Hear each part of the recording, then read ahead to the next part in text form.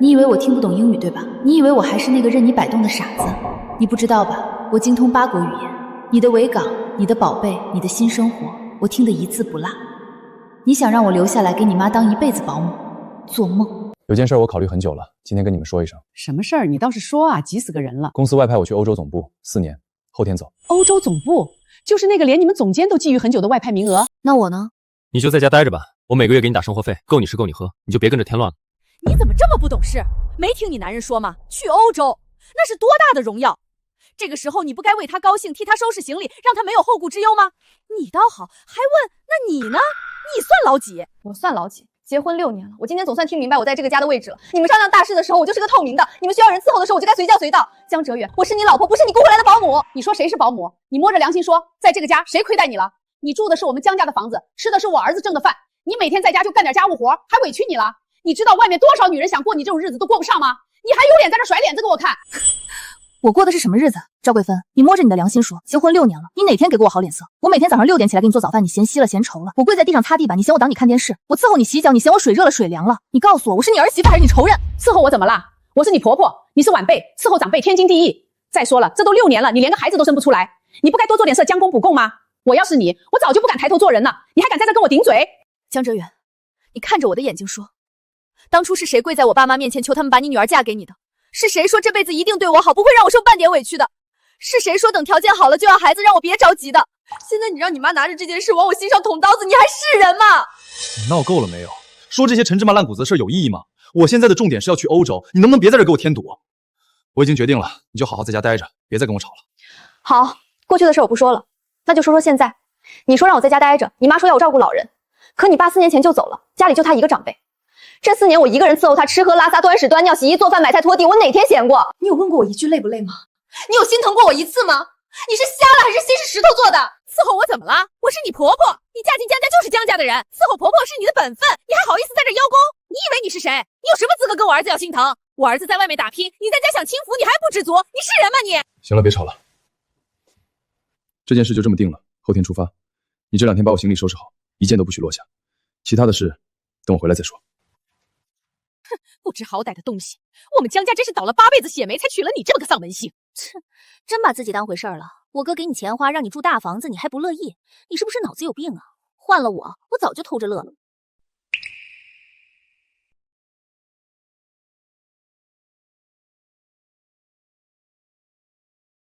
Honey, everything is set. I'll see you in Nice very soon. I've decided to leave her here to take care of my mother. That's all she's good for. Anyway, 5 years of being a servant. She's perfect for the job. Then we can finally enjoy our life in Nice without any interference. 江哲远，你以为我听不懂英语对吧？你以为我还是那个任你摆动的傻子？你不知道吧？我精通8国语言，你的维港，你的宝贝，你的新生活，我听得一字不落。你想让我留下来给你妈当一辈子保姆？做梦！行李收拾的怎么样了？我警告你别给我落东西，尤其是那些重要的证件和西装，你要是敢搞丢了，我跟你没完。你放心，一件都不会少。你的东西我比你自己还清楚。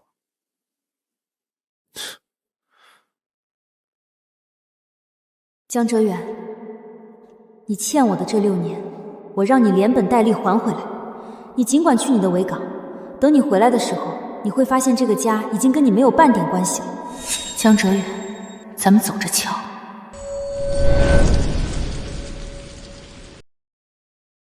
天信 I'll be at 机场 soon. Don't for me 在 Victoria on Wen and get the curtains changed as you picked out. 我到达 and we'll ever fin again. 在我面前跟别的女人说这种话，江哲远，你是真觉得我是个聋子，还是觉得我连装都懒得让你装？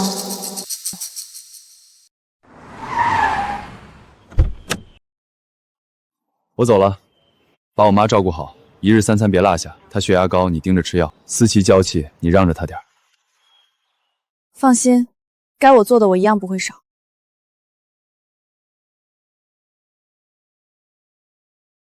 6年了，我在你眼里就是头不用给钱的老黄牛。行，你欠我，我连本带利算清楚。6年不设密码，是觉得我不敢碰，还是觉得我看了也看不懂？你太自以为是，外派明明是你自己申请的，为了那个女人，连事业编都不要，你可真痴情，忘掉过去。你的过去是我6年青春换来的，你想忘就忘，那我呢？白若薇，名字不错。我在你家当牛做马的时候，你们在西国看房挑窗帘。江哲远，你可真会过日子。喂，李牧律师吗？我要离婚，让对方净身出户，出轨转移财产，证据我都有。这个案子您接吗？证据充分的话可以接，方便面谈吗？我现在过去。我丈夫骗我说公司外派，其实是去西国跟另一个女人过日子。他们在西国有套房子，购房合同是去年4月签的，骗了我1年多。李律师，这种人该不该付出代价？购房合同是最有力的证据，当务之急是保住你们最大的资产，现在住的那套房子。市中心160平，市值700多万，房产证是你们2个人的名字。我建议立刻挂牌出售，赶在他反应过来之前把房子变成现金。全权委托你，我只负责签字。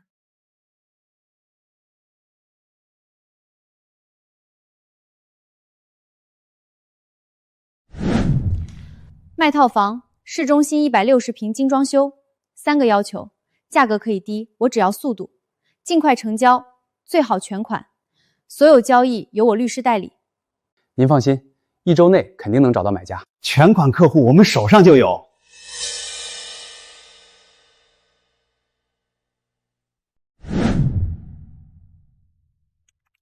开一间大床房，安静点儿。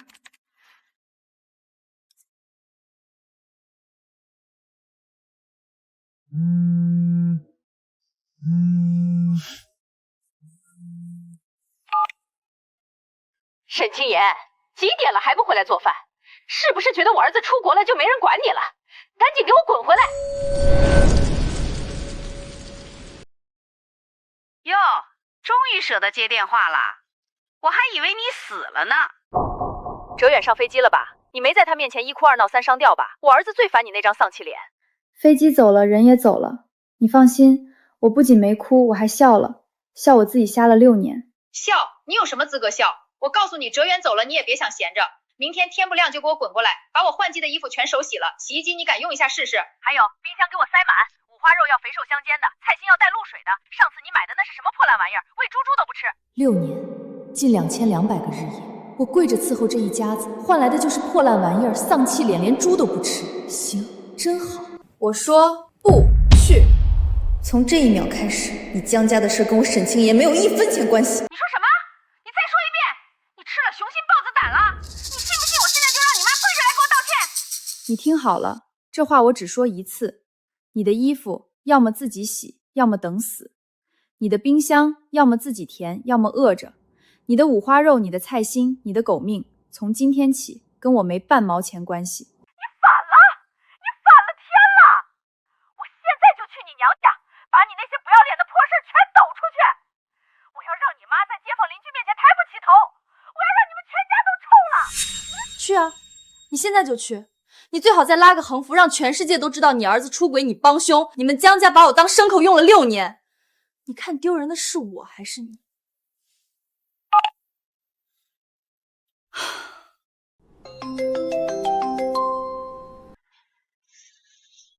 沈姐，成了，买家全款720万，1分没砍。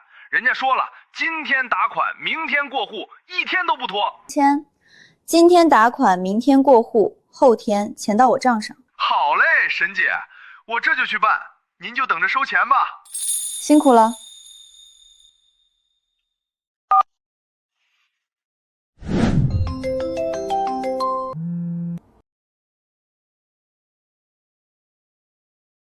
沈清言，你是不是有毛病？我妈的电话你也敢挂，你也敢拉黑？你是不是以为我哥走了就没人能收拾你了？江思琪，你打电话就是为了说这个？行，说完了是吧？挂了。你给我站住！我告诉你，你立刻给我妈跪着道歉，然后滚回去把该干的活全干了，不然等我哥回来，我让他跟你离婚，你信不信？跟我离婚？你回去告诉你那个好哥哥，不用他跟我提，现在是我不要他了。听懂了吗？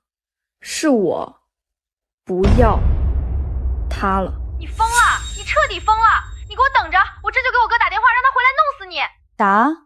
你告诉他维港挺好，别回来了，因为回来也找不到我了。房子卖了，人也走了，你们江家散了。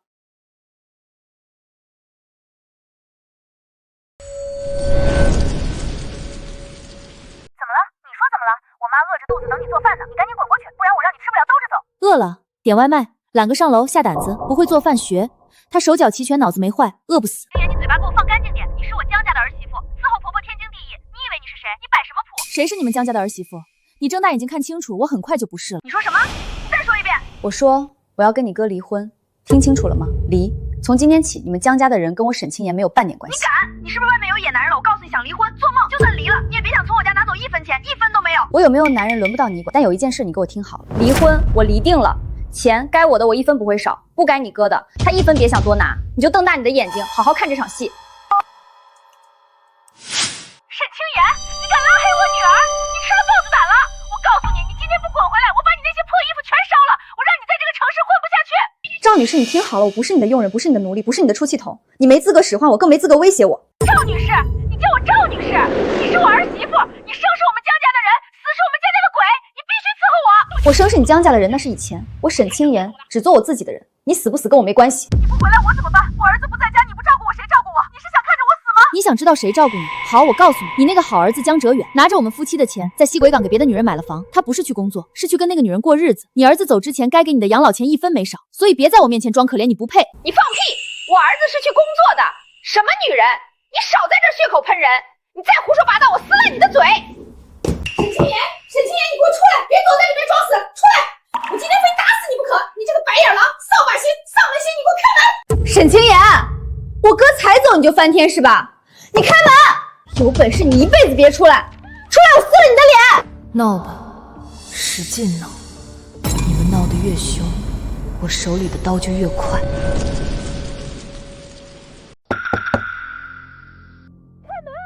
开门！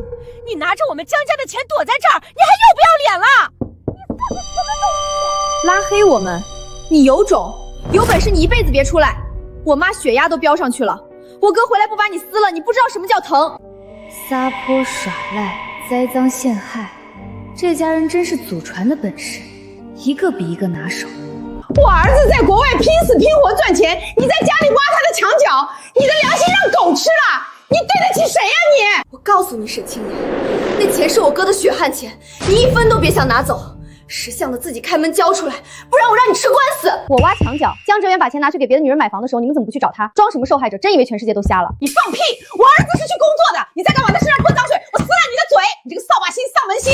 少跟他废话！你再不开门，我找人把给你撬了！我看你能躲到什么时候！撬？行啊，你撬！我正好让治安官来看看，谁私闯酒店，谁寻衅滋事，谁家儿子拿着夫妻共同资产在外面养女人，到时候丢人的是谁？你心里没数吗？喂，前台吗？我1506房，门口2个女人疯了一样砸门骂街，整层楼都被他们吵翻了。我现在要求你们立刻派保安上来处理，多带几个人，这2个人已经失去理智了。好的，沈女士，非常抱歉给您带来困扰，我们马上安排保安上楼，请您稍等。快一点。另外，我丑话说在前头，他们要是不肯走，你们管不了，我直接报治安官，到时候你们酒店跟着一块上新闻，别怪我没提醒。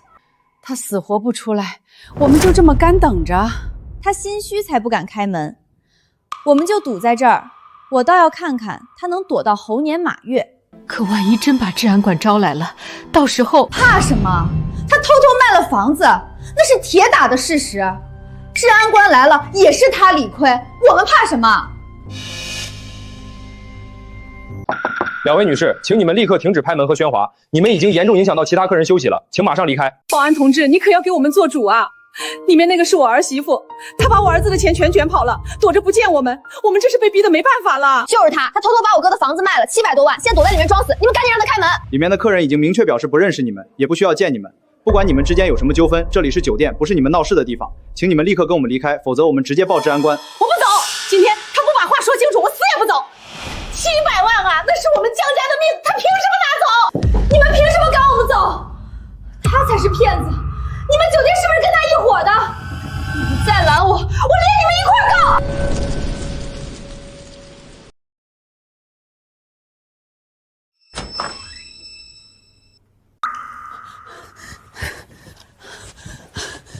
沈女士，实在对不住，是我们管理不到位，让您受惊了。我保证他们马上就会被带走，不会再骚扰您。经理，我理解你有难处，但这种无关人随随便就能上来砸门骂街，你们酒店的安全感是不是该打个问号？您说的对，这件事我们一定会严肃处理，后续会给您一个满意的交代。沈清言，你个白眼狼！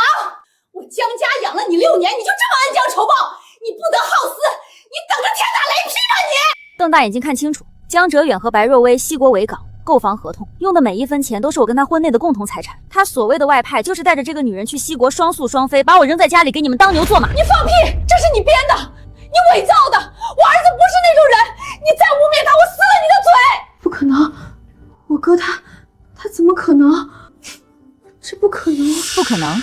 他走的那天，当着我的面跟那个女人打电话，说我除了伺候人什么都不会。他以为我听不懂英文，可他不知道我精通8国语言。他说的每一个字，我都听得一清二楚。放开我！我不信你胡说八道！沈清言，你给我等着！我儿子回来饶不了你！沈清言，你别得意，这件事没完，这件事没完，我跟你没完！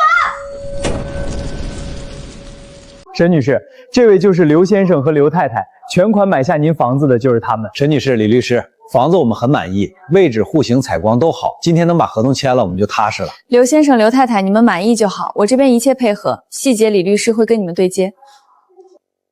刘先生、刘太太，合同我们已经过了一遍，核心条款是今天签完合同支付90%房款，也就是648万，剩余10%后天过户完成，当天付清。没有异议，我们就是拿到手，心里才踏实。合同签完，钱马上转，不拖不欠，大家省心。那我们现在逐条过合同，双方确认无误后签字按手印。这套房子装了我6年的眼泪，6年的委屈，6年的自作多情。沈女士，合同没问题，可以签了。今天签完这个字，过去的一切一笔勾销。沈女士，合作愉快。合作愉快，祝你也一切顺利。合作愉快，房子交给你们，我放心。太好了，那我们现在去银行办转账。沈女士、李律师这边请。沈女士，刘先生那边的648万已经成功转到您账户了，您现在可以查收一下。到账了，收到了，辛苦经理了。沈女士，后天房产局过户，您的证件材料一定带齐，别到时候耽误了。刘先生、刘太太，你们放心，后天过户的事儿我会全程配合，一件都不会落下。那就麻烦李律师了，我们先回去准备，后天见。接下来2步很关键，这笔钱要尽快从旧账户里挪走，免得节外生枝，然后咱们正式提交离婚诉讼。您说了算，您指哪儿我打哪儿。我建议你现在就去开一张新卡，把联名账户直接注销，动作越快越好，别给江哲远留任何申请财产冻结的机会。行，我马上去办。离婚诉讼的材料我今天回去就整理好，明天一早就递到法院。李律师，这份恩情我记下了，没有您，我一个人真的撑不到现在。沈女士，这是我的职责，你放心，我们的目标很明确，让江哲远净身出户，一分便宜都别想占。这口气我帮你争到底。你总算肯接了，这几天你死哪儿去了？信息不回，电话不接，你搞什么名堂？哟，江总在西国风流快活，终于有空想起国内还有个黄脸婆了。怎么，维港的海风不够甜，还是那个女人的温柔乡不够暖？你少阴阳怪气！我问你，你现在在哪儿？那不是家里，你穿的什么玩意儿？你哪来的钱住酒店买这身行头？家？你说的是哪个家？是你跟白若薇在维港双宿双飞的爱巢，还是那个我给你妈当牛做马6年的牢笼？至于钱，你猜？沈清言，我警告你，别给我耍花样！我妈说你把家里搬空，你到底想干什么？搬空严重了，我就是把我们那套婚房卖了而已，不值几个钱。你说什么？你把房子卖了？沈清言，你是不是我买的？你凭什么卖？凭什么？凭房产证上有我的名字，凭他是夫妻共同财产。江哲远720万全款，钱已经安安稳稳躺在我账户里了，你气不气？那是我的钱，你还给我，立刻马上，不然我跟你没完！你的钱，这6年谁给你妈端屎倒尿？谁给你洗衣做饭当免费保姆？你在外面养女人，用夫妻共同财产给她买房的时候，你怎么不说那是我的钱？什么意思？房子怎么会没了？那我们的贷款呢？每个月那么大一笔数，谁来还？你说清楚啊！你能不能消停点？我现在烦着呢，滚一边去！哟，这就是白小姐啊，终于肯露脸了。谢谢你帮我收了这个废物，不过不好意思，她现在连废物都不如了，是个欠一屁股债的废物。你那套海景房，下个月怕是要被银行收走了吧？沈清言，你给我听好了！你敢动我的钱，我就跟你同归于尽！720万，少一分我都要你的命！你的钱？你再说一遍，谁的钱？离婚协议书、出轨证据、转移财产的证据全在我手里，我已经全部发到你邮箱了。你去好好看看，看看你是怎么一步一步把自己作死的。江哲远，我告诉你，你不仅要净身出户，我还要你在这行永远抬不起头，你信不信？疼吗？这才第一刀。江哲远，你捅了我6年，我才还你3分钟，你急什么？你死定了！你给我等着！你这个疯子，你把钱还给我，你听到没有？沈清言，我求你了，我还不起贷款了，你行行好，还我一半，不，3成就行。求我？当初你当着我的面跟那个女人调情的时候，怎么不求我？江哲远，一辈子还长，你就烂在泥里吧。妍妍，出事儿了！你婆婆带着你小姑子堵在咱家门口了，又哭又闹又打滚，说你卷了他们家的钱跑了，整个楼道的人都出来看热闹，我和你爸怎么劝都劝不走啊！妈，您听我说，把门锁死，谁敲都别开，他们敢砸门，您立刻报治安官，我马上回来，别怕。他们嘴里不干不净的，把你糟践成什么了？我和你爸这辈子没丢过这么大的人。妈，那些人的嘴爱说什么说什么，咱行得正坐得直，丢人的不是咱。等我回去，我让他们跪着给您道歉。好，那你路上小心，我们锁着门不出去。等我。师傅，赶时间，能开多快开多快。您坐好。江哲远，你敢动我爸妈一根手指头，我要你们江家这辈子都不得安双。哟，终于舍得给我打电话了，怎么扛不住了？我告诉你，把钱还回来，这事儿就算完，不然你爸妈那儿我保证天天有人去问候。江哲远，你听好了，我给你30分钟，让你妈和你妹从我父母家门口消失。30分钟后他们还在，你就等着给你的维港房子收尸。我说到做到。哟，急眼了，早他妈干嘛去了？我告诉你，钱不回来人就不走，让你爸妈好好享受享受，这才刚开始呢。他还以为他是那个说了算的人，他还以为我还是那个跪着活的女人。江哲远，你妈和你妹在我家门口撒泼的样子我已经录下来了，你想不想看看？这段视频发到网上，标题写某公司高管出轨西国小三，母亲妹妹围堵原配父母，你能火成什么样？还有你和白若薇在维港的购房合同亲密照，你申请外派时写的那句忘掉过去重新开始，我打包发给你欧洲总部的 HR， 你觉得你的工作能保几天？沈清言，你疯了！你敢动我的工作，我弄死你！弄死我？你先想想你自己怎么活。我给你5分钟，让你妈和你妹从我父母家门口消失。5分钟之后我还没收到消息，所有东西一键群发。你猜维港那位白小姐看到你身败名裂，还会不会跟你？好，算你狠，我让他们走。但是沈清言，你给我记住，这事儿没完。没完？当然没完。你欠我的，你妈欠我的，你妹欠我的，我让你们全家一个都跑不掉。江哲远，你以为我怕你威胁？我连命都可以不要了，我还会怕你？妍妍，走了，他们刚走，赵桂芬接了个电话，脸都白了，拉着你江思琪就跑，跟见了鬼似的。你快到了吗？妈，我马上到，您和爸把门打开吧，没事了，以后他们不会再来了，我保证。妍妍，你可算回来了，妈差点被他们气死。你知道他们在楼下怎么说的吗？说你跟野男人跑了，卷了江哲远的钱，连脸都不要了，整栋楼的人都在看咱家笑话。畜生！江哲远这个畜生，我当初怎么就瞎了眼把闺女嫁给他？爸妈，你们看清楚，这是江哲远跟那个叫白若薇的女人在西国买房子的合同，这是他们的亲密照，这是他亲口跟那个女人打电话的录音，他嘴里说的外派全是骗人的，跟那个女人过日子，把我一个人扔在国内，伺候他妈，伺候他妹，给他全家当牛做马，整整6年，6年，2200多天。我每天天不亮就起来做饭，半夜还在拖地。他们一家口坐在饭桌上吃饭，我连个座位都没有。我以为我够贤惠，够能忍，这个家迟早会把我当人看。结果呢，在他眼里，我就是个免费的保姆，连条狗都不如。这个王八蛋，花着咱闺女的钱给别的女人买房，他还是人吗？妍妍，你放心，爸就是拼了这条老命，也要让他付出代价。对，离。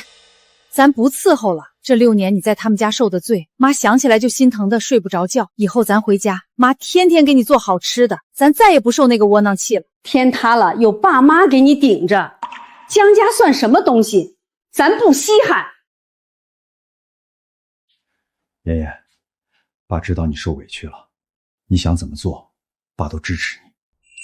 但你记住，咱不跟他们拼命，不值当，拿起法律的武器。堂堂正正的赢，爸相信你，你一定能让江哲远那个王八蛋哭着后悔这辈子辜负了你。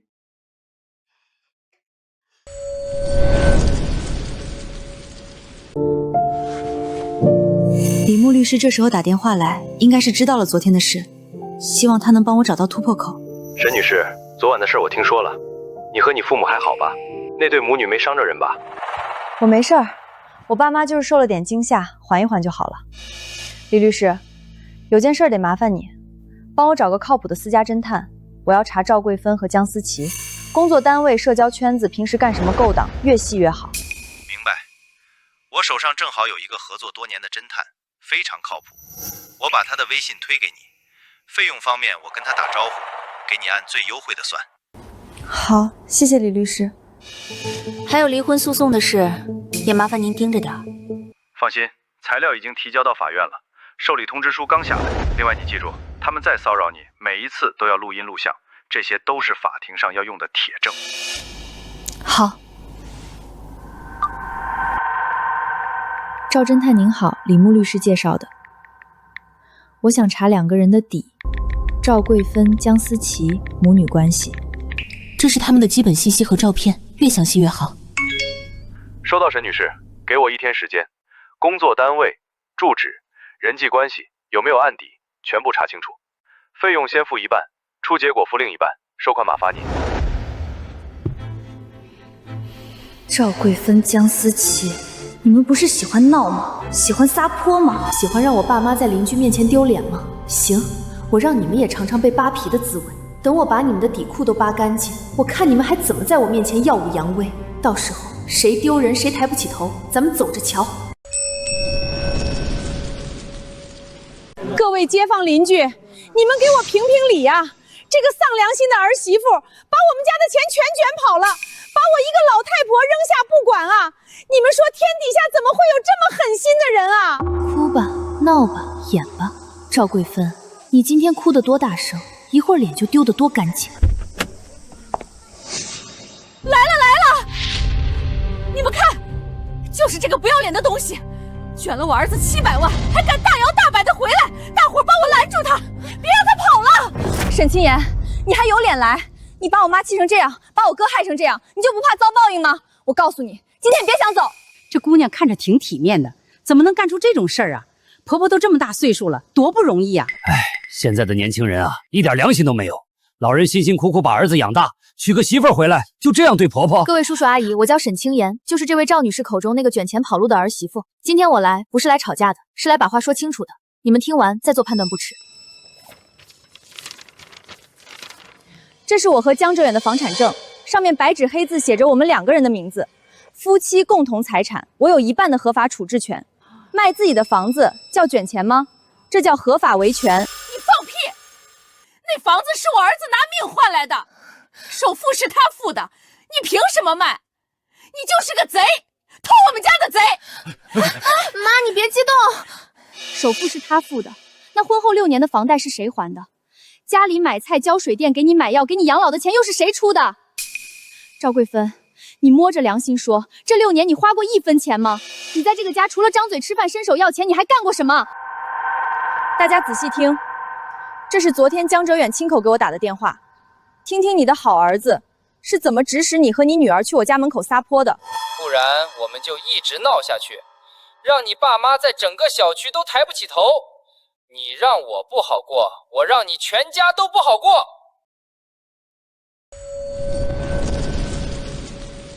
假的，全是假的！你这个贱人，你伪造这些来害我儿子！沈清言，你这个毒妇，你就是想把我们江家往死里扯！你不得好死！伪造的，行，大家睁大眼睛看清楚，这是江哲远和白若薇在西国维港的购房合同，每1分钱都是我和他的夫妻共同财产。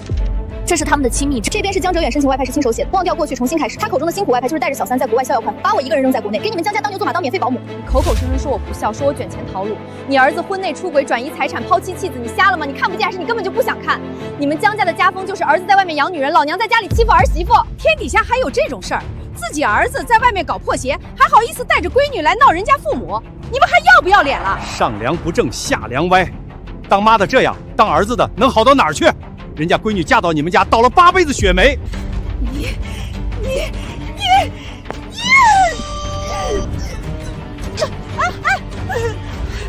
打！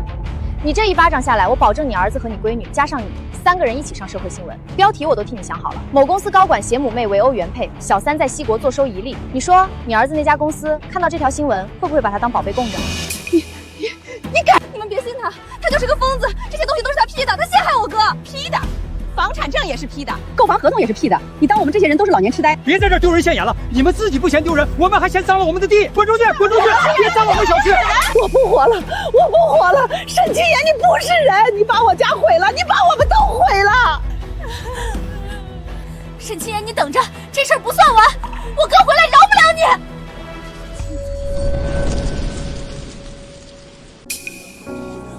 各位叔叔阿姨，对不住，今天让大家看笑话了。谢谢你们愿意听我说完，也谢谢你们没被那对母女带欢。我不是什么卷款跑路的人，我只是一个被出轨、被利用、被当牛做马6年的女人，想拿回属于自己的东西。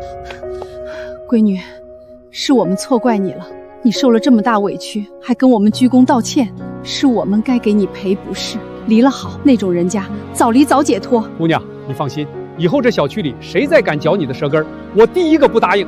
亏心的人迟早遭雷劈，你好好过你的日子，气死他们。谢谢您，谢谢各位，有你们这句话，我心里就踏实了。往后我会好好活，活给他们看。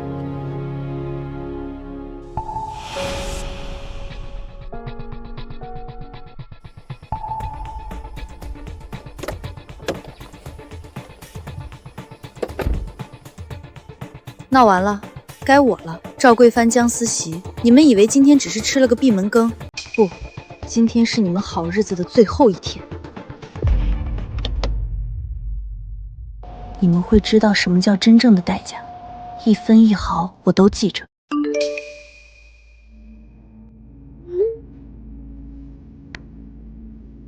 李牧律师的消息，看来那对母女的老底已经被翻出来了，比我预想的还快。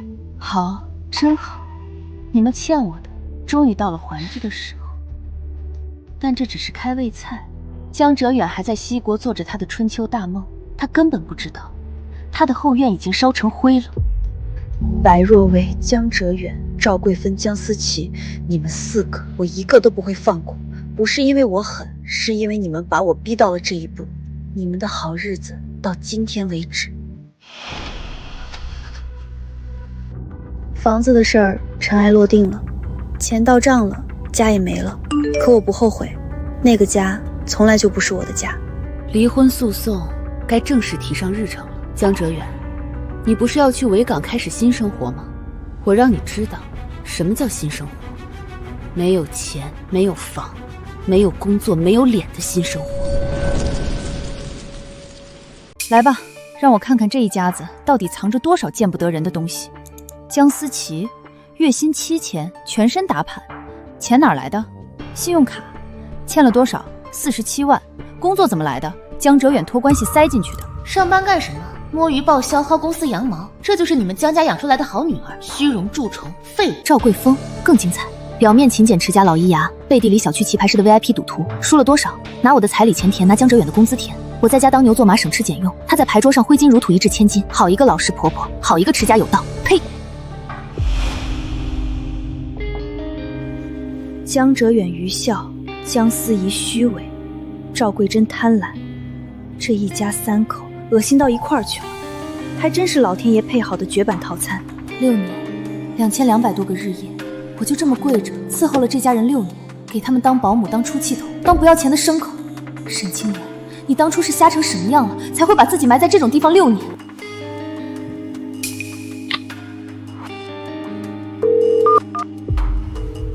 李律师，调查结果我看完了。另外，帮我查一下江哲远公司的举报渠道，欧洲总部的那种。我要让他隔着半个地球也躲不掉身败名裂的下场。江思琪的工作，赵桂盆的赌债，江哲远的事业，一件一件来。我要让你们一个个跪着体验一遍我这6年受过的滋味。不急，离婚和财产分割还没落地，现在动你们太早了。等我拿到该拿的一切，咱们再慢慢算这笔账，连本带利，一个都跑不掉。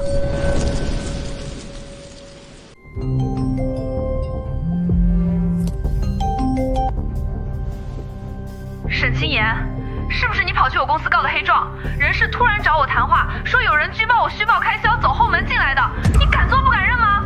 告状，我那是实名举报。虚报开销、伪造票据、靠关系上位，哪一条冤枉你了？你要不要我把你报的那些假账明细也贴出去？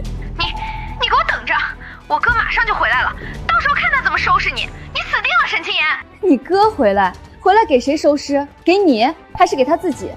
江思琪，我劝你现在赶紧找个律师，别到时候工作没了，人还得进去。你敢毁我的工作，我跟你同归于门！你信不信我现在就去你爸妈家，一把火烧了你们家？去啊，烧完记得自首。哦，对了，我顺便告诉你，你那张信用卡透支的几十万，逾期3个月了吧？银行那边我也顺手举报了，不用谢。沈清言，你不是人，你不得好死，我做鬼都不会放过你。就这点段位也配跟我叫板？6年的账，你连利息都不够还。江思琪完事儿了，接下来信用卡记录、工作合同，还有他那些见不得光的购物清单，该递到该去的地方，一个一个来，谁都跑不掉。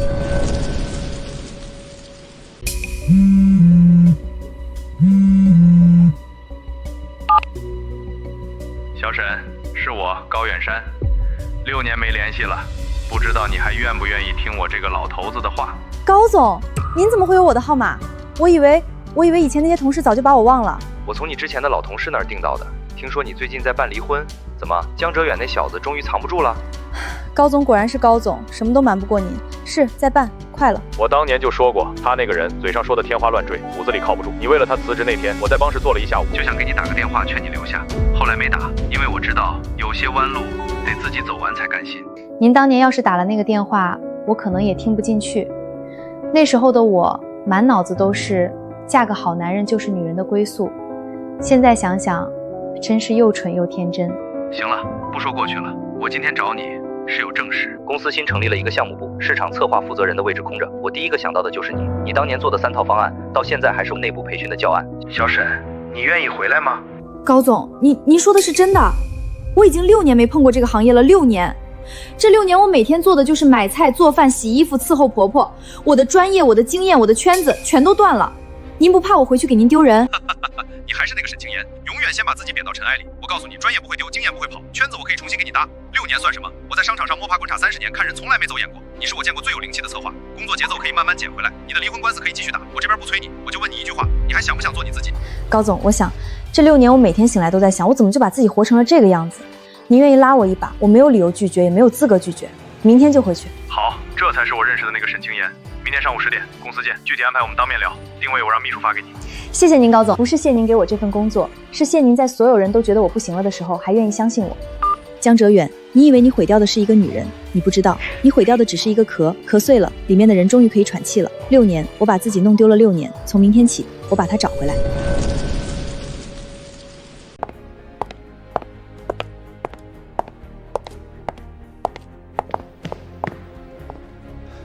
沈女士，高总等了您有一会儿了，请跟我来。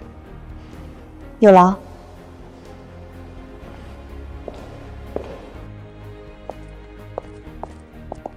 沈清言，我就知道你会来，这6年我可一直在等你。你知道吗？当年你辞职的时候，我就说过，你迟早会回来。这个位置，我给你留了6年。高总，6年前我为了家庭放弃事业，我以为那叫牺牲，现在我明白了，那叫犯傻。谢谢您还愿意给我这个犯傻的人一次机会。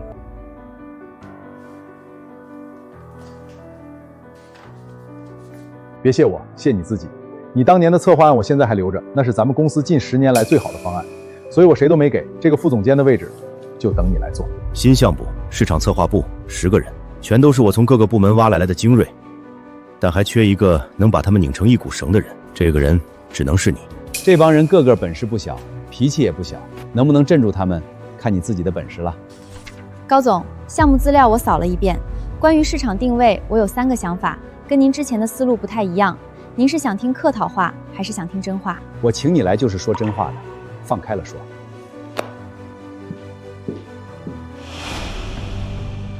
第一，放弃传统广告投放，全部预算砸在短视频和直播上，年轻人不看电视了。第二，线下不做大而全的发布会，做小而精的快闪，一个城市一个城市的炸。第三，这个项目的代言人不要明星，用真实用户，让消费者自己说话，比什么顶流都好使。漂亮，你这3个想法每一个都打在我的点子上。沈清言，我没看错人，你真的一点都没变。不，你变了，你比以前更狠了。项目你全权负责，明天入职，薪资翻你当年辞职时的3倍，有问题吗？没问题，高总，我不要3倍薪水，我只要一个承诺，这个项目做成了，你让我参与下一轮的公司战略规划，我要学的不只是市场策划。成交，我就喜欢你这种有野心的人。明天见，沈总监。明天见，高总。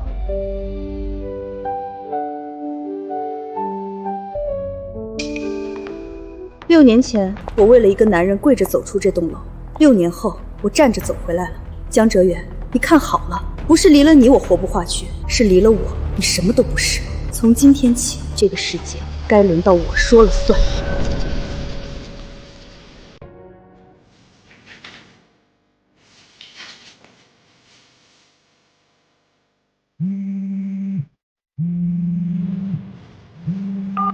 陈女士，2个好消息：第一，离婚诉讼的材料法院正式受理了；第二，我建议双线操作，除了起诉江哲远离婚，单独起诉白若梅，以返还夫妻共同财产的名义，要求她把江哲远花在她身上的每一分钱全部吐出来。李律师，您详细说说，起诉白若薇胜算有多大？胜算很大，维港那套房子用江市场的共同资产，白若梅明知江哲远有家室，还收他几百万的房子，法律不会保护这种人起诉他。一来经济上让他大出血，二来法律上坐实他第三者的身份，这2刀，一刀。那就2刀都给我。这个人对破坏别人家庭的东西从来不会手软。材料您来准备，我这边全力配合，您指哪我打哪。好，我尽快整理材料提交法院。另外，你继续留意江哲远和他家人的任何骚扰行为，全都录下来、截下来、存下来，每一条都是判决书上的砝码。放心，最近赵桂峰和江思琪消停了，江哲远我也拉黑了，但他们敢再来，我让他们一个都跑不掉。那就好，你刚回职场，别光顾着打官司把自己累垮了。案子有进展，我第一时间通知你。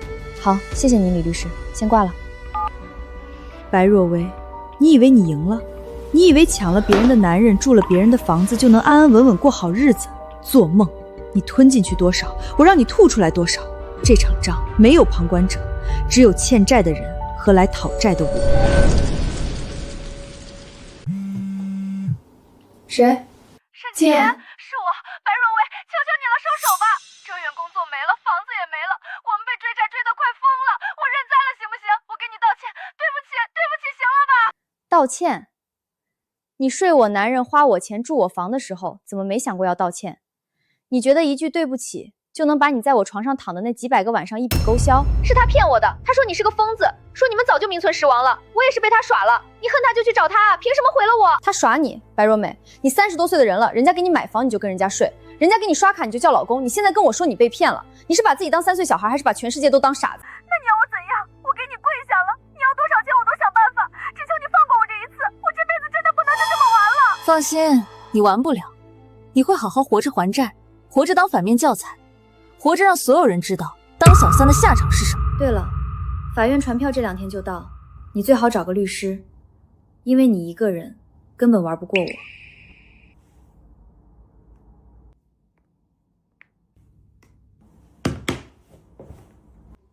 现在知道求饶了，晚了。你回我家庭的时候，可没给我留活路，那今天也别怪我不给你留活路。大家好，我是沈清妍，从今天起市场部副总监，负责新项目的市场策划，很荣幸加入这个团队。来之前我了解过在座各位的背景，坦白说，这个团队的能力很强，但一直没有遇到合适的机会。现在机会来了，新项目、新资源、新打法，我想带着大家一起把这个机会攥在手里。6年了，我学会了闭嘴，学会了忍耐，学会了在别人的屋檐下低头。但从今天开始，我要学会。我对各位只有一个要求，把你们最真实的想法说出来，不用怕错，不用怕得罪人。这个项目我不要四平八稳，我要的是每一个环节都有人敢拍桌子说，我觉得这样更好。沈总监好，我是程天，负责新媒体运营。说实话，您的履历我们早就听说过了，之前您主导的几个项目，我们内部反复学习过很多遍。今天能跟您共事，我们都很激动。谢谢，那些都是过去的事儿了。我现在只关心一件事儿，我们怎么把这个新项目做成？你们有经验、有热情，我有方法、有资源，我们互相成就，谁也别辜负谁。开始吧。新项目的第1轮市场策划方向，大家有什么想法，一个一个说。我不打断你们，但我会记下来。好的，我当场拍板，有问题的我们一起推演。沈总监，我觉得我们的产品天然适合年轻群体，线上这块不能松。短视频平台现在就是主战场，我们可以做一系列产品使用场景的短内容，先跑量，再筛选精准用户。我补充一下，光靠自然流量不够，我们得配合达人投放，不一定要头部，垂类中腰部达人的转化率往往更高，性价比也更好。我可以出一份初步的达人名单，您来定方向。线下也不能丢，我建议在重点城市的核心商圈做快闪活动，搭配线下地推和扫码互动，年轻人线上种草，线下打卡，形成一个完整的闭环。线上短视频跑量，中腰部达人精准转化，线下快闪加地推，形成闭环。这个思路方向对了，但我加一条，所有的线上内容必须和线下活动有强关联，用户在手机上看到什么，到了线下就能体验到什么。线上线下不是2张皮，是一盘棋。明天我会出一完整的方案框架，里面会明确每个人的职责和时间节点，大家看完之后，有意义的当面提，没有意义的签字执行。好的，沈总监，我们全力配合。我不是那种坐在办公室里等汇报的领导，接下来这段时间我会和你们一起在一线跑，你们遇到任何问题，随时随地找我，我们一起扛，一起赢。今天的会就开到这儿，回去之后每个人把你们手头现有的产品资料再过一遍。明天方案出来之后，我们逐条过，逐条推演。散会。从前的那个在家里擦地板、端洗脚水，连说话都不敢大声的沈清言已经死了。站在这里的这个人，从今天起只为自己活。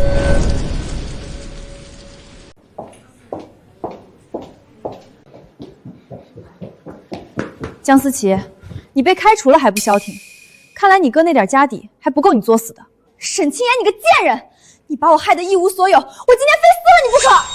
哎，思琪，你冷静一点。我害你，江思琪，你虚报发票私吞回扣的时候，有没有想过会有今天？我不过是把证据往财务部递了一下，真正让你死的是你自己的贪。你胡说！那些钱本来就该是我的，你一个外人凭什么管我们家的事儿？沈清言，你还我工作，还我钱！你的。江哲远挪用夫妻共同财产的时候，你也说是你的。你们江家的人是不是都一个德行？拿了别人的东西就默认是自己的？我不跟你讲道理，你今天不给我拿钱，我就天天来你公司闹。你在公司待不下去，让你跟你那个野男人一起滚蛋！报知安娟，就说有人寻衅滋事、威胁恐吓，顺便让法务部拟一份禁止令，以后他出现在公司方圆500米内，直接送进去。好的，沈总监。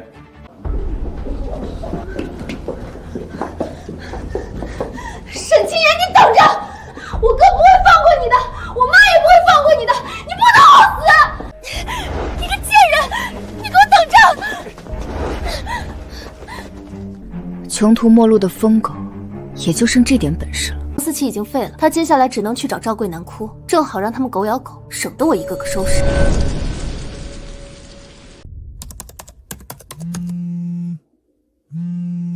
沈女士，江思琪那边有结果了，公司把她扫地出门了。账目上的窟窿让他赔了一笔不小的数额，他信用卡全面爆雷，银行已经把他列入失信名单，起诉程序也启动了。自作孽不可活。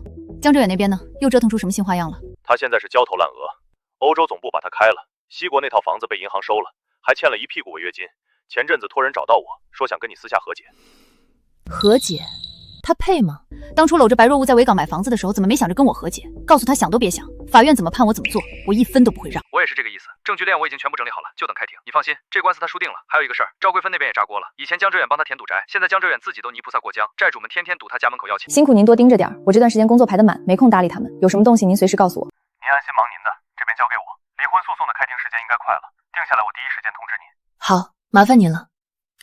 江哲远、赵桂芬、江思信，你们把我当牛马使唤的那6年，我一天都没忘。现在轮到你们了，慢慢受着。江哲远，你管这叫惊喜，我看是惊吓。恶心他妈给恶心开门，恶心到家了。图书馆，白裙子，一见钟情。江哲远，你写言情小说呢？当初你爬上白若薇床的时候，脑子里闪过的也是这个画面吗？现在拿出来恶心谁呢？看电影、旅行，第一份礼物。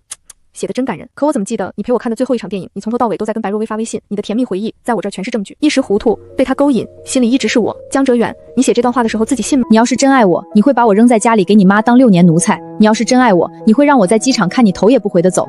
别糟蹋爱这个字了，你不配。6年2200多个日夜，你给过我一个笑脸吗？你替我说过一句话，现在写几行破字就想翻篇。江哲远，我告诉你，就算你把心挖出来摆在我面前，我都不稀罕看一眼。你和你的过去，在我这儿早就火化了，骨灰我都懒得撒，直接冲进下水道了。这辈子下下辈子下下辈子，我都不想再看见你那张脸。你不是忏悔，你是破产了，不是回头是无路可走，想让我拉你一把。江哲远，你当初把我踹下深渊的时候，可没给我留什么。我倒要看看，又是哪路神仙找上门了。说，沈女士吗？我是白若薇的爸爸，放过我闺女吧，她年纪小不懂事，你就饶她这一回。果然，小的扛不住了，老的出来擦屁股。年纪小，白先生，你闺女今年30，她不懂事儿，她懂怎么勾引别人老公，懂怎么花别人家的钱，懂怎么在西国买房子，这叫不懂事儿。沈女士，我们老两口给你赔不是了，我们凑了20万，这是我们全部的家底了，求你把起诉撤了吧。她还年轻，不能留暗指啊。20万，你闺女在西国那套房子的窗帘都不止20万吧？你们家花我的钱的时候大手大脚，现在跟我哭穷，白先生，你这算盘打得也太精了。沈女士，我们真的拿不出更多了，我们就是普通人家，她就这一条命啊，你不能毁了她。我毁了她？白先生，你搞错了。毁了你女儿的不是我，是你自己。你没教好她，让她去抢别人的男人，拆别人的家。现在出事了，你不去怪她，跑来怪我。沈女士，我求你了。别求了，我的律师会跟你谈。你女儿的事儿，法院说了算。她要是没做亏心事，谁也判不了她；她要是做了，谁也救不了她。这话你听懂了吗？白若薇，你爸来替你求情了，可惜晚了。还差一点，这个方案改完，我就是这个行业里没人敢小瞧的名字。李牧律师，看来老天爷又给我送好消息来了。沈女士，跟你说2个消息。第一，白若薇在西国那套房子银行收走了，违约金加贷款把她压垮了，西国法院把她挂上了失信名单，这辈子她在欧洲别想贷款，别想办信用卡，别想好好过日子。第二，姜思义，你那个钱小姑奶，信用卡欠了上百万，银行组团告她，她现在连利息都还不上了，征信直接黑到底。听着真舒服。白若薇不是觉得自己挺有本事的吗？不是觉得抢别人老公天经地义吗？现在知道了，偷来的东西拿不稳。姜思琪呢？她当初不是最会花钱吗？花我的钱的时候眼睛都不眨一下，现在自己欠了一屁股债，我倒要看看谁替她还。还有赵桂芬，你那钱婆婆赌债的事儿没完没了。江哲远现在自顾不暇，哪有钱给他填窟窿？债主天天堵门口砸门骂街，整栋楼都被他连累了，邻居见他都吐口水。他现在门都不敢出，跟坐牢似的。坐牢？那是便宜他了。他不是最喜欢使唤人吗？不是最喜欢摆婆婆架子吗？现在好了，没人伺候了，没人给钱了，连门都出不去。这叫现世报。我当初伺候他6年，今天老天爷替我把账收了。另外，离婚诉讼的开庭日期定了，下周2，你提前安排好时间，证件带齐，到时候我陪你一起去。下周2，好日子。我盼这一天盼了多久了，李律师，你知道吗？从他在机场头也不回的走的那一刻起，我就在等这一天。工作的事你放心，我早安排好了，新地址我稍后发你，到时候我们在法院门口碰头。对了，沈女士，有件事我必须提醒你，江哲远已经回国了，他现在一无所有，工作没了，房子没了，那个女人也没了，这种人最危险，狗急跳墙，什么事都干得出来。你新地址先藏好，别让任何人知道，出门多留个心眼。我明白，他想找我，让他找，但我告诉你，李律师，我不怕他。以前那个任他欺负的沈清言已经死了，现在的我他惹不起，他敢来，我就敢让他再进去蹲几年。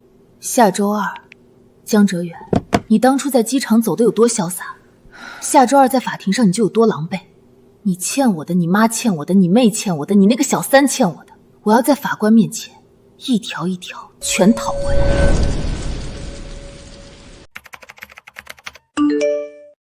这个鬼鬼祟祟的身影，赵桂芳，大半夜跑到我父母家门口，她这是要作什么妖？油漆、铁锤？赵桂芳，你敢动我爸妈一根头发，我让你把牢底坐穿！治安官同志，我要报治安官滨城小区8栋9单元404户，有人持械暴力砸门，企图非法入侵，监控拍得清清楚楚，嫌疑人手里有铁锤和油漆桶，情绪已经完全失控，你们立刻出警！妍妍，你那个疯婆婆来了，拿着铁锤在砸咱们家的门，一下接一下的，整栋楼都在震。我和你妈躲在卧室里，门都反锁了，根本不敢出去。爸，别开门，千万别开门！我已经报治安管了，马上就到。他要是敢冲进去，你们就从窗户喊人，我不信他不怕。赵桂莲，你今天要是敢伤我父母分毫，我让你下半辈子都在牢里过。别说我狠，是你自己找死。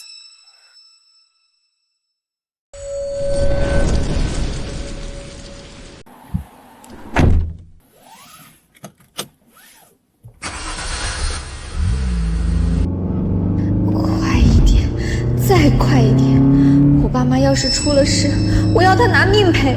砸不开门就泼油漆，赵桂芳，你是嫌自己死得不够快是吧？行，我成全你，泼，你使劲泼，每一滴油漆都是你进监狱的台阶。我爸妈要是有个好歹，你这辈子别想从里面出来。怪我，都怪我，早知道这疯狗会咬人，我就该早点把它送进去。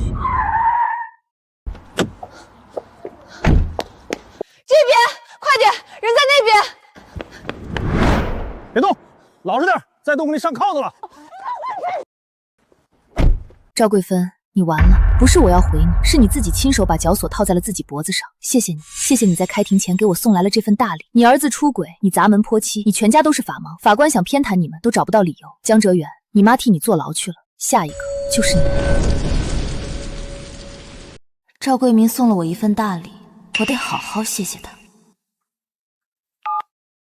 沈女士，是有什么新情况吗？后天就开庭了，所有材料我都准备好了，就等那天上法庭了。李律师，昨晚赵桂芬疯了，她拎着铁锤和油漆跑到我父母家门口砸门泼漆写诅咒。我已经报了警，监控录像、出警回州现场照片全在我手里，这些东西能不能作为新证据提交？太能了，这不光是证据，这是杀手锏，故意损坏财物、寻衅滋事，白纸黑字跑不掉。这份材料递上去，法官会对江家什么印象？不用我多说了吧？你把所有东西整理好，明天开庭前给我，我来提交。好，我今天就整理完，明天准时交到你手上。另外，赵桂芳的事儿我要追究到底，她砸我父母的门就是砸我的底线，我要她为自己的蠢付出代价。放心，这事我来跟。你现在最重要的任务就一个，稳住自己。后天在法庭上把你的遭遇的证据、你的诉求一字一句清清楚说出来，剩下的事儿交给我。李律师，谢谢你，有你在，我心里有底了。我现在就去整理材料。你以为你是在替你儿子出气？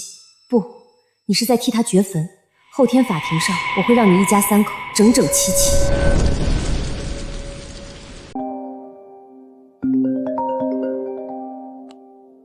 就这事儿，你至于大半夜打电话过来？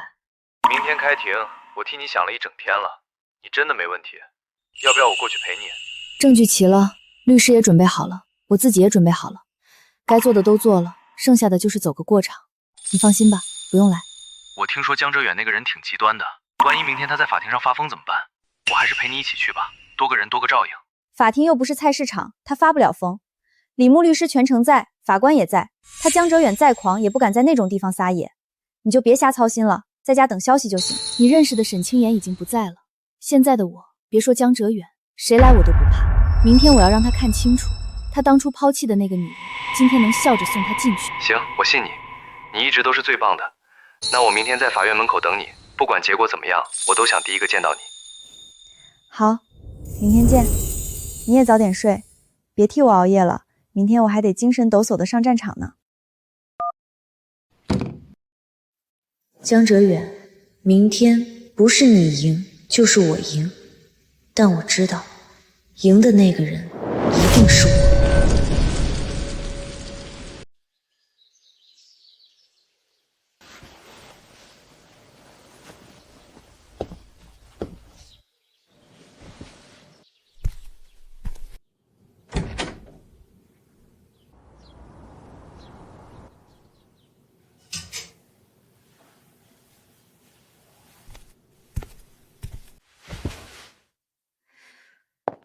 看清楚了吗？镜子里这个女人，已经不是6年前那个跪着活的沈清言了。她站起来了，从今天起，谁也别想再让她跪下去。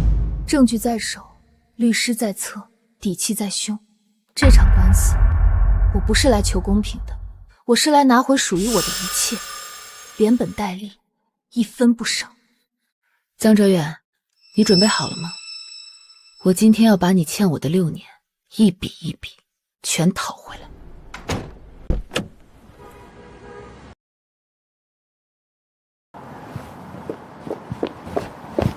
气色不错，看来昨晚睡得很好。睡得好，吃得香，等这一天等得太久了，反而不紧张了。今天赢的那个人一定是我。对，我们赢定了。走吧，进去。该让法官看看这家人到底干了什么好事。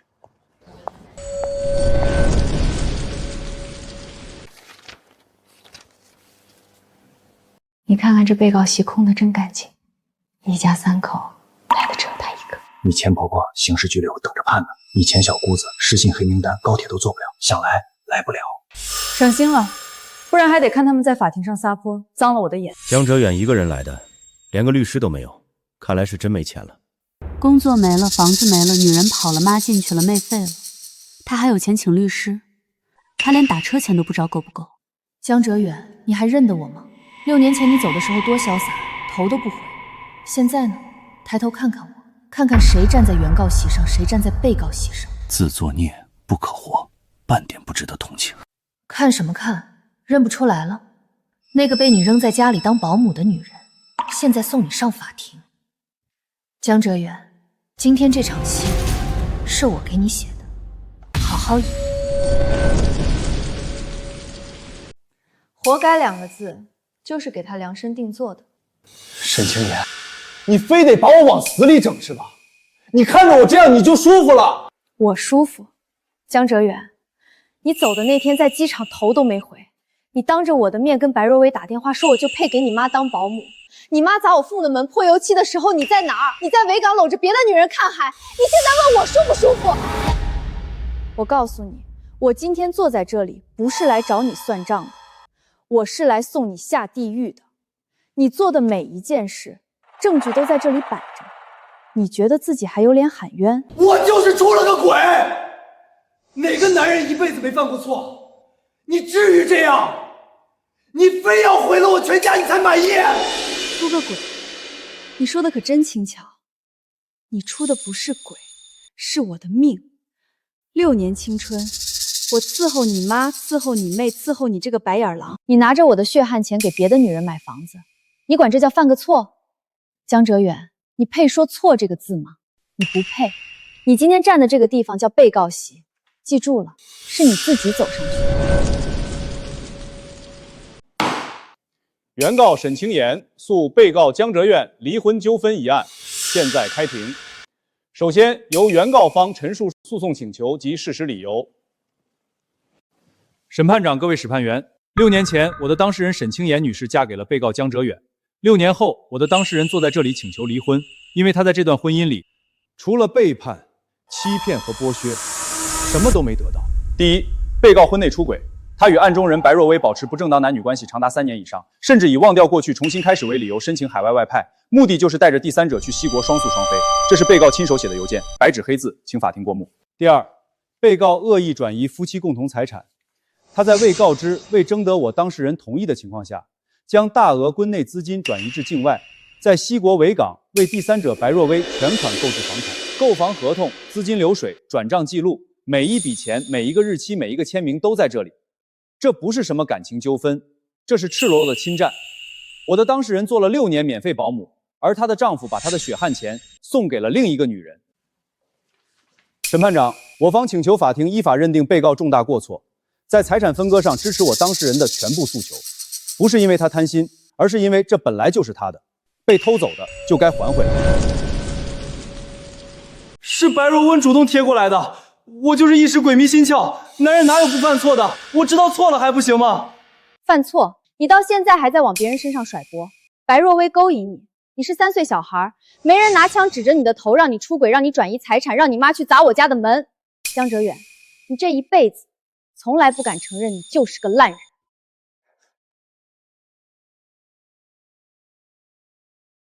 审判长，这份证据是被告母亲赵桂帆深夜持夜冲击原告父母住所、暴力砸门、泼洒油漆的完整监控录像，以及警方出具的行政处罚认定书。需要特别说明的是，赵桂帆在审讯中亲口承认，他这么做是替他儿子出气。被告江哲远即便没有直接动手，也难辞其咎。我没有让他去，他自己要去的，跟我有什么关系？你们别想栽赃我。审判长，这是被告江哲远本人在电话中威胁原告的录音，他亲口说要去原告父母的工作单位闹事，让他们身败名裂。一个男人出轨转移财产，教唆母亲砸门，亲自威胁前岳父母，请问这样的还有什么资格谈夫妻共同财产？他配吗？出轨转移财产、教唆闹事、人身威胁4项铁证环环相扣。被告江哲远不是一个犯了错的男人，他是一个拆了家毁了人，还想让受害者闭嘴加害者。我方请求法庭准许离婚，且全部夫妻共同财产归原告沈清妍所有，不是因为他贪，而是因为被告不配拿1分钱。被告江哲远针对原告方提交的全部证据，你有无异议？是否有新的证据进行反驳？我承认我出轨了，那又怎样？那720万是夫妻共同财产，我至少占1半。我妈去砸门是她自己发疯，跟我没关系。是沈清妍得理不饶人，她非要毁了我才甘心。江哲远，你给我闭嘴！你说你得理不饶人，你转移财产的时候饶过我吗？你带着白若薇在西国买房的时候饶过我吗？你妈砸我家门的时候饶过我爸妈吗？你现在跟我谈1半，你连做人都不配，还想要钱？江哲远，第一个问题，你妈第一次去砸沈清妍父母家门的时候，你人在哪儿？你知不知道？你有没有说过一个不字？我就是让她去说说理，我也没想到她会拿锤子啊，这事儿跟我没关系。没关系。要不要我把你在电话里说的原话念给全场听？让他去闹，闹得越大越好，最好让整条街都知道沈清妍是个什么东西。江哲远，你管这叫说说理？你这是教唆，是纵容，是你躲在维港吹海风，让你妈替你当打手。第二个问题，你在西国维港给白若薇买的那套房，从首付到税费到重教费，每1分钱是不是从你和沈清妍的夫妻共同账户里出去的？是还是不是？是，但是那钱也有我赚的。你赚的每1分钱，婚内都是夫妻共同财产，你没资格一个人说了算。民法典第192条，转移隐匿夫妻共同财产的，离婚时可以少分或不分。江哲远，你听清楚最后2个字，不分，你1毛钱都别想再拿走。审判长，被告江哲远婚内出轨、转移财产、教唆寻衅滋事3项重大过错，每一条都够他出局。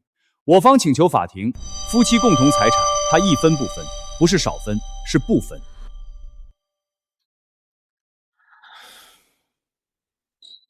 看你这副样子，真可怜。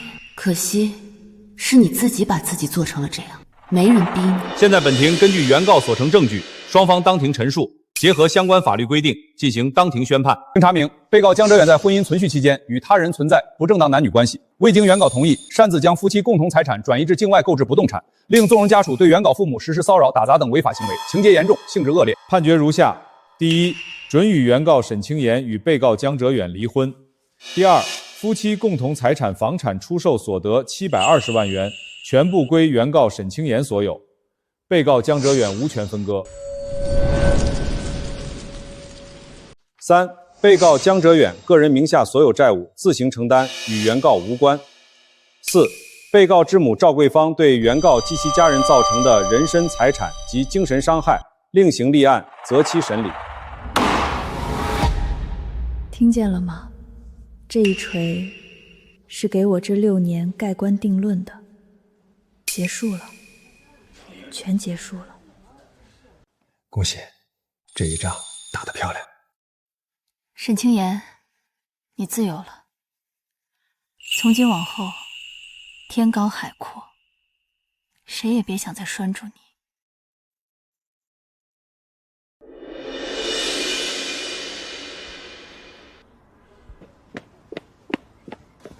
怎么样，判了没有？判了720万，他1分没拿到，我赢了。太好了，从今天起，那家人跟你没半毛钱关系了，你终于能喘口气了。后续的事交给我，白若薇那笔钱，赵桂梅的案子，我都会盯着，你只管过你的新日子。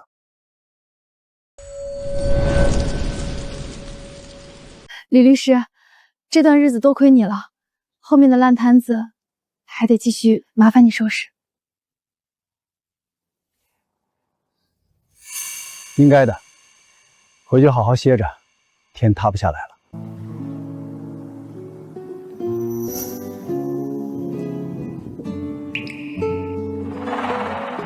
重获自由的第一天，得好好庆祝。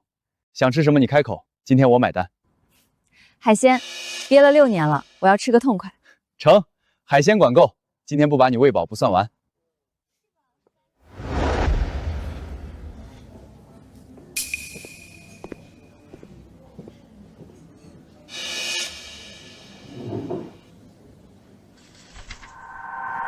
先来这些吧。这才叫活着，以前那6年叫坐牢。慢点吃，没人跟你抢，不够咱再点，别替我省钱。够了够了，这一桌够我吃3天的，关键是心情好，吃什么都香。谁这么不长眼，这个时候来扫兴？江哲远，你还没死心，我倒要看看你还能蹦跶出什么花样。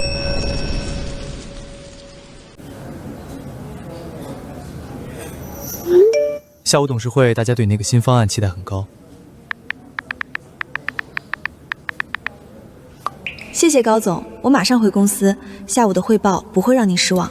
公司催你了，急的话咱们现在就走，别耽误你正事儿。下午董事会，新项目过会，高总亲自盯着，我不能掉链子。那还愣着干嘛？赶紧吃2口走人！你出手什么时候掉过链子？你那本事，我心里有数。好的，您稍等。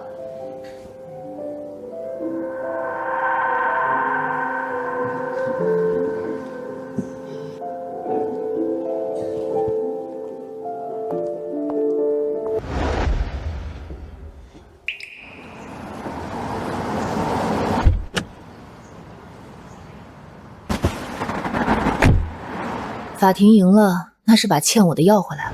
但从今天起，我要让所有人换个角度看沈清言，不是江哲远的前妻，不是那个被抛弃的女人，是沈总监，是能拿下项目的沈清言，是靠自己站起来的沈清言。各位董事，下午好。接下来由我汇报新项目的整套推广方案，目标人群 Z 世代年轻消费者，打法2条腿走路，线上短视频加直播矩阵，成本低，流量大；线下高端商场加核心写字楼，曝光准，转化稳，双线并进，打透这个品类。方案讲完了，各位有疑问尽管提，我现场解答。沈总监，方案做的确实漂亮，但我直说，预算不低，你拿什么保证公司投出去的钱能赚回来？赵董问得好，预算分配上每1分钱我都做了测算，线上短视频和直播成本低流量大，这是基本盘。线下高端商场和核心写字楼成本高，但曝光精准，转化率是线上的3倍。两边综合测算，保守估计投资回报率18%起步，上不封顶。这个方案是我近2年听过最扎实的一个，创意有，逻辑硬，落地性强，公司全力支持。沈总监，放手干！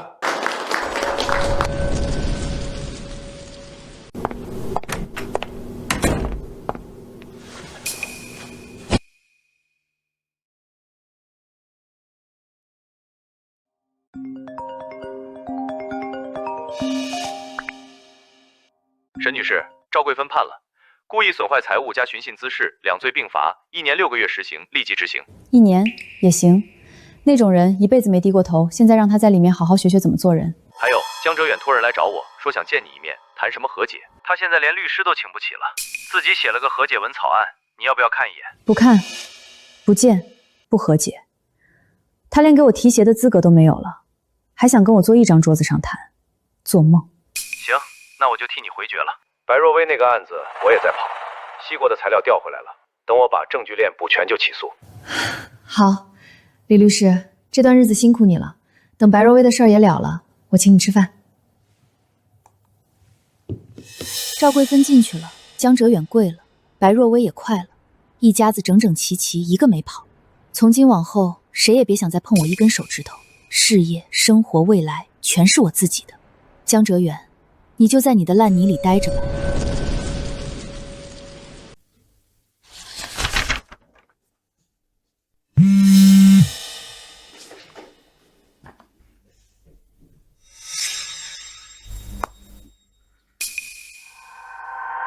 对不起，你现在说对不起，是想让我原谅你，还是想让你自己心里好过一些？我告诉你，你的对不起不值1分钱。当初你回我的时候，可没问过我答不答应。现在你一无所有了，想起我了，晚了，滚远点。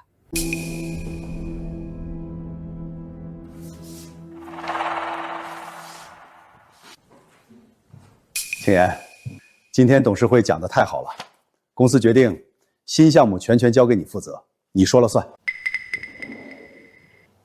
高总，谢谢您。您放心，这个项目我会把它做成公司今年的标杆。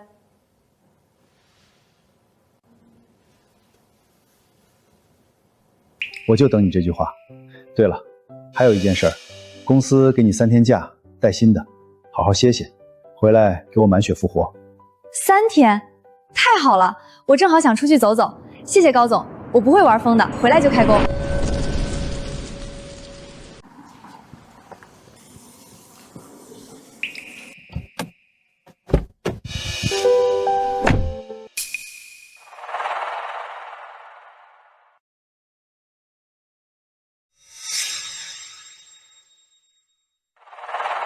闺女来了，快上楼，汤刚炖好，还冒着热气呢。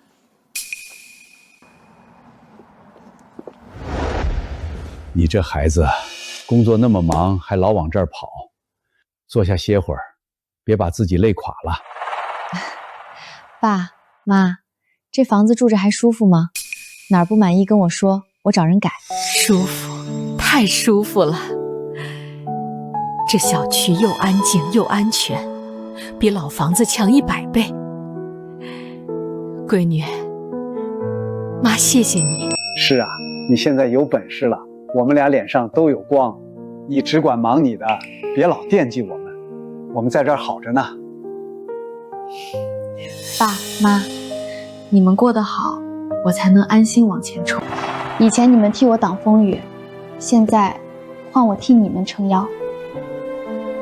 这辈子，谁也别想再欺负你们。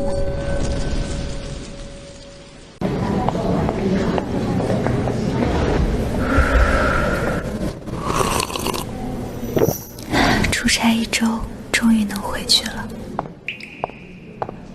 沈清言，这么巧？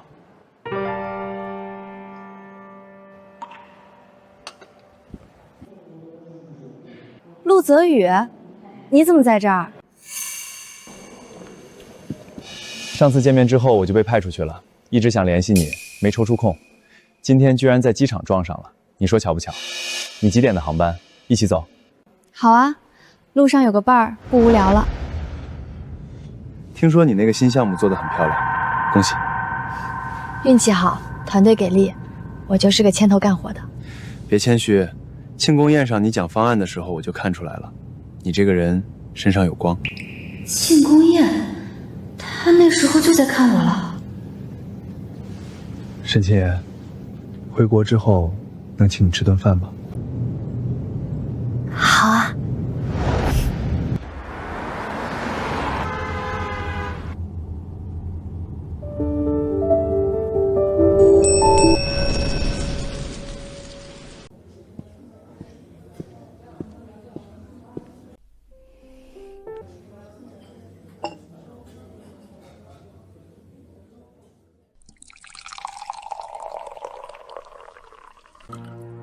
江哲远，你现在这个样子，走在街上我都不敢认。那个当年在机场头也不回的男人，那个以为自己是世界中心的男人，现在端盘子倒酒，头都不敢抬。人生啊，真会开玩笑。我以前以为最狠的报复是骂你、打你，让你疼。现在我才知道，最狠的报复是我站在你够不着的地方，过着你够不着的生活。你端盘子，我做主位；你低头，我昂首，这才是真正的赢。江哲远，你好好看着，你当年丢掉的女人，今天活成了你高攀不起的样子。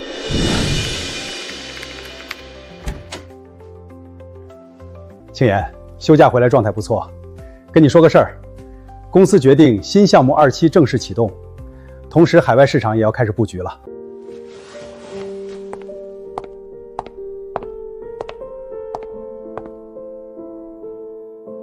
这个盘子还是你来端，总负责人你继续当。高总，您放心，这个项目交给我，我就算脱层皮也把它做穿。有你这句话就行。海外市场不好看，但我知道你牙口好，缺什么，公司给你补上。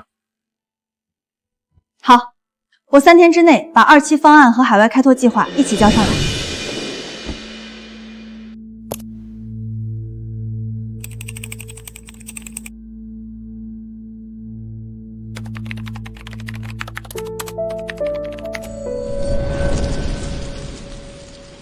2期加海外这一仗不好打，但不好打也得打。大家手里都拿到数据了，东南亚那帮年轻人吃哪一套不吃哪一套，上面写的清清楚楚。我们的方案不能照搬国内，得按他们的口味来。沈总监，我提议跟当地头部网红合作，短视频加直播。国内这套打法已经验证过了，搬过去可行性很高，能快速把声量做起来。沈总监，线上要做，线下也不能丢。我建议在当地核心商圈搞快闪活动，吸引眼球的同时，把经销商渠道也打通。今年线下定场视频买方案，线上线下一起冲。方向对了，接下来就按这个路子往下推。方案要贴着当地文化走，线上线下双线并行。目标是让产品在东南亚站稳，打出我们自己的地盘。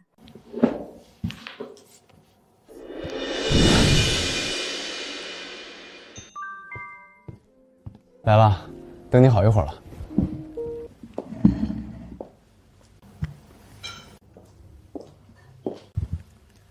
路上堵了一会儿，你等很久了吧？没事儿，等你多久都行。先生，这是菜单。你看，他们家这个菜特别好吃。妍妍，我跟你说句实话，你身上有股劲儿，特别吸引人，工作上干脆利落，做人也不拖泥带水。说真的，我认识这么多人，像你这样的头一个。你这是给我戴高帽呢？我就是做好自己该做的，没那么夸张。我不是夸你，我是说真的。你不信算了，反正我眼里的你就是这样。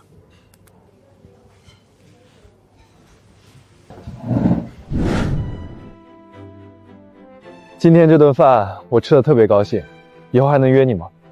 我也挺高兴的，谢谢你请客，下次换我请你。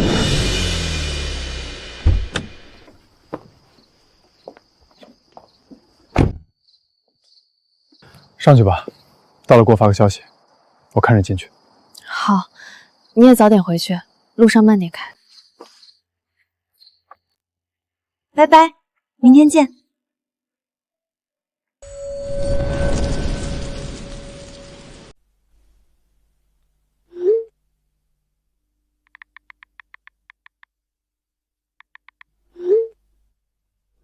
那你亲我一下，当补偿，我想看。原来被人放在心上是这种感觉，不是算计，不是利用，是你什么都不用做，他就已经在你身边了。起风了，还真有点冷。